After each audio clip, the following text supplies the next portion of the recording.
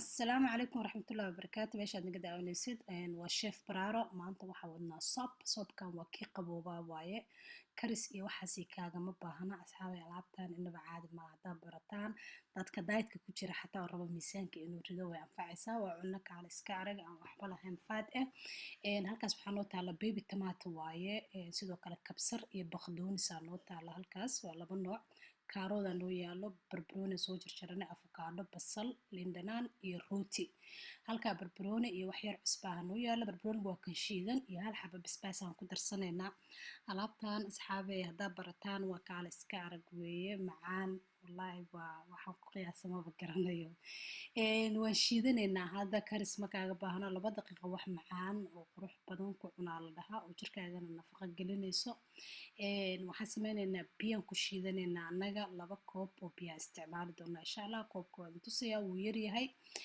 barbarooniga midna waa barbarooniga caadiga ah, midna waa barbarooniga shiidan waaye oo bulbarka ah.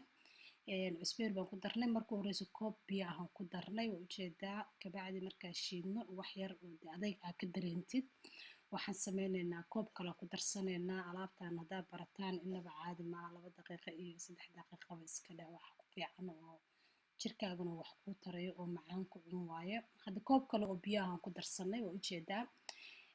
saas usoo shiido kaale iska arag. wallahi alaabtan de waa cunno dhammaystiran un baan dhihi karaa, oo healthy ah oo caafimaad leh. maxaa la waa sameynaynaa hadda markaasaa usoo shiidano. waxaan sameynaynaa, waxaan u gudbaynaa rootiga kale. rootiga jabkan ku shiiday ma ahane, jabka kale. rootiga waa rootiga caadiga ah oo dheer. wax yar oo subag aan soo qaadanay, 1 qaado. rootiga kale aan soo jarjaranay baan insha allah ku dubanaynaa. haddaa rabtid adiga yacni diet ahaan aa u isticmaalaysid, olive oil isticmaal booska subaga. olive oilka aniga kuma aan darinin, laakiin soobka hadhow baan kor kaga darsan doonaa insha allah. sidoo kale malab baa noogu jiro soobka. alaabta caadi ma ahan, creme fresh aa ku jiro. diet ahaan haddaa u isticmaalaysid subaga iyo waxaa iska reebi kartaa creme freshka bas.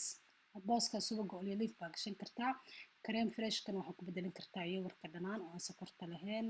laakiin annaga hadda saasaan ugu talagalnay, wax yaroo macaan oo qurux badan oo kaale iska arag weeye. rootiga saas usoo guduudi, saasna u yaryare si uu de wax qurux badan kuugu noqdo, oo naftaada iyo waxaad u sameynaysid iyo wixii kula cunayaba ay ku qancaan. cunnada aragti iyo caraf iyo dhadhanba waa loo isticmaalaa, waana muhiim saddexdaas. alaabtan waa kaasaa koobkaas usoo diyaarsanay, saasaan ugu shubanay. sameynaynaa creme freshka hal qaado isticmaali doonaa, kuma badinayno. 1 qaado creme fresh aan isticmaalaynaa. sidoo kale olive oil baan korka kaga dareynaa, wax yariis ah, waxbahaas kaga badinin maadaama markii hore wax saliid aan lagu soo shiidinin. rootigaan saarsaaranaynaa, wax yar oo malabana korkaan uga dareynaa. alaabtan asxaabay caadi ma ahaan. haddaad nagu cusub tahay subscribe-taa nala dhaafeen, waad ku mahadsan tahay. haddaad nala joogteen sidoo kale noo saar maxaa like-ta, sii share garee, saaxiibadaada la sii wadaag. waxaa fahmi weysid commentiga. alaab qurux badan baa kasoo baxday, waa ujeedaan inaba caadi ma ahan. hadda wax yar baqdoonis aan korka ka saareynaa oo quruxa uga sii dhiganaynaa insha allah. sidoo kale liin dhanaan baan korka ka saaranaynaa. waad kusii miiran kartaa liin dhanaanka markaa cunaysid. wax dhadhan dee gooniya ma lahan, aan macaan ahayn. wax aad ka dareemaysid inay yacni cayrin lagu soo shiiday dhan ma lahan. kaale iska arag wey. alaabtii saasay noqotay. asxaabi daawashadiina waa ku mahadsantihiin insha allah. waxaa fahmi weysaan commentiga ayaa inoo ballanay.